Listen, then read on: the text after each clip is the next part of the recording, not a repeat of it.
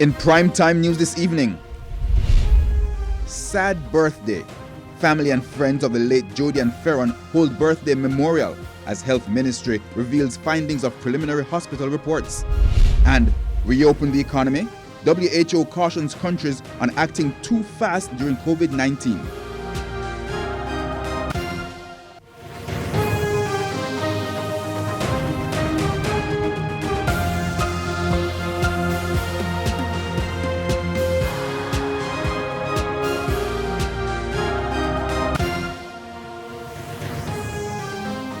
Good evening and welcome to Primetime News. We're both on air and online at onespotmedia.com. I'm Herman Green. And I am Andrea Chisholm. Also this evening, sports commentary, E-Prime and weather.